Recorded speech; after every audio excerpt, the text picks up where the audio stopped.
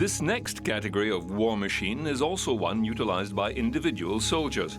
And as the musketeers were named after their mechanical device, so too were the grenadiers, the ones that lob grenades. Throwing small explosive devices at the enemy seems to have originated soon after the invention of black powder. Chinese forces made small pots or metal containers full of the explosive mixture and packed with sharp metal fragments, and threw them from the parapets of the Great Wall against the attacking armies of the north.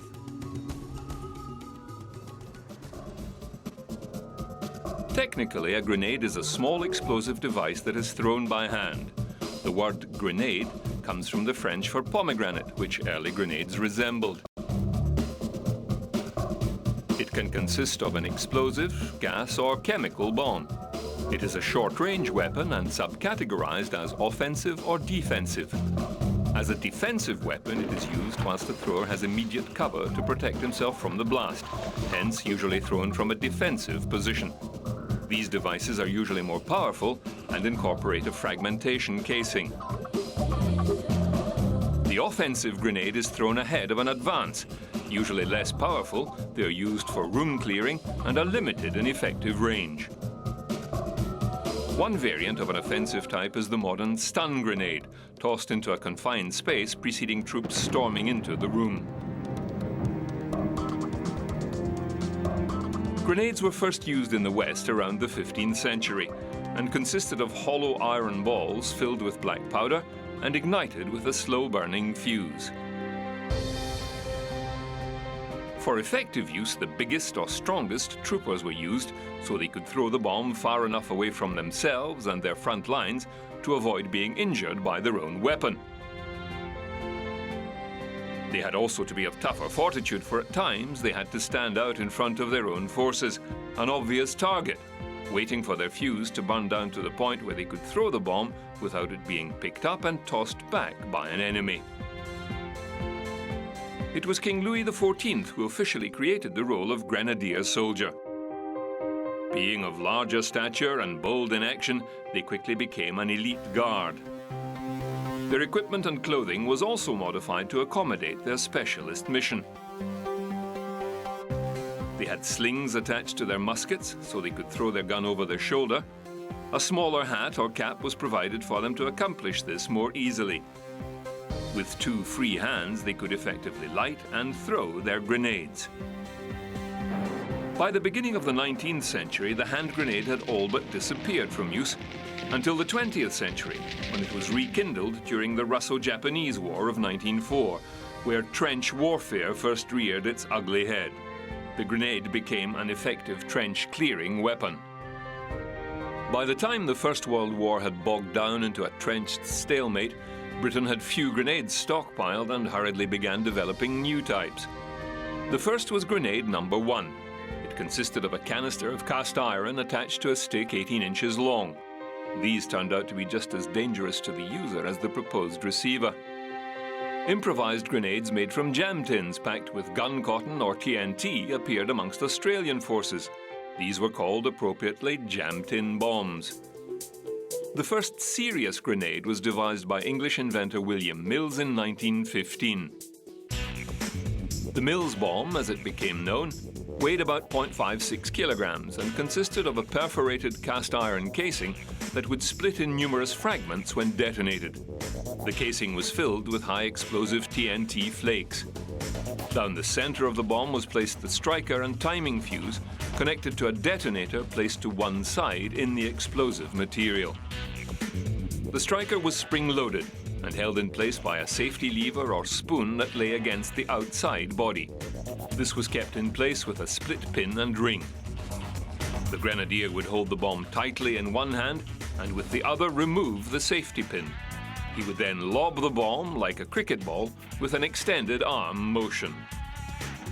Once leaving the thrower's grip, the safety lever would spring away, releasing the striker, which would ignite a primer cap, and the delayed chemical fuse would burn for 4 seconds, then trigger the detonator and the main charge.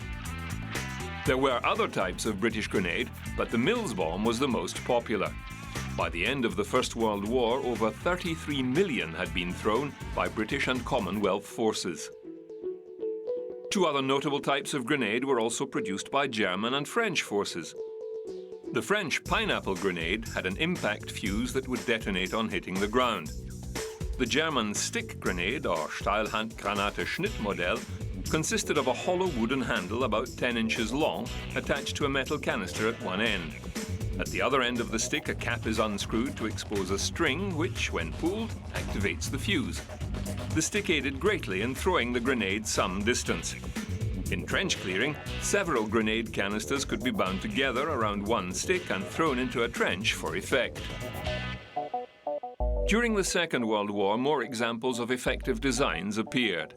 The Russian hand grenade operated the same way as the Mills bomb, but had the striker assembly outside the main body, permitting more explosive charge to be packed in. The United States' iconic pineapple grenade was an effective defensive weapon. The striker mechanism exchanged the tubular striker and spring for a hinged design. Once the pin was removed and the grenade tossed, the safety lever was jettisoned by the spring-loaded hinged striker. One should note that the habit of GI soldiers to dangle their grenades from their pockets by the safety lever was quickly discovered to be hazardous. Not only could the safety pin be snagged and accidentally pulled, but the weight of the dangling grenade could warp the shape of the lever, in some reported cases enough to cause the striker underneath to be released and activate the grenade. Another development during the First World War was to fit the Mills bomb with a plate and shaft at the base. This was then inserted into the barrel of a Lee Enfield rifle and a blank round loaded. The gun was aimed and fired. The escaping gases would lob the grenade up to 60 feet.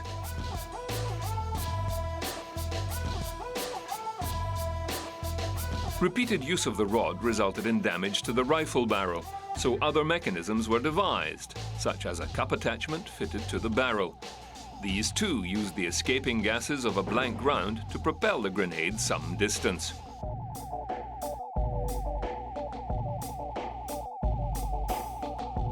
One French design used live ammunition to launch and activate the grenade.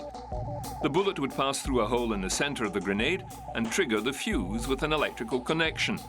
The escaping gases would then propel the grenade upwards. High tolerances of manufacture were needed for this less successful version. Today, hand grenades come in a variety of canister or spherical shapes, but retain the same basic firing mechanism. Weapons designed to fire just grenades did appear as early as the 19th century and have been carried through to the modern arms era, with models like the US M79 grenade launcher that fired a 40mm grenade up to a maximum range of 400 meters. It found some popularity amongst US forces in the Vietnam War.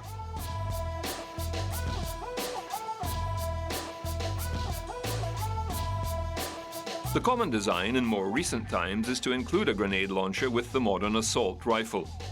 The US M16 and Soviet Kalashnikov standard infantry weapon both have a grenade launcher designed to be slung under the rifle barrel and actuated by a separate trigger housing.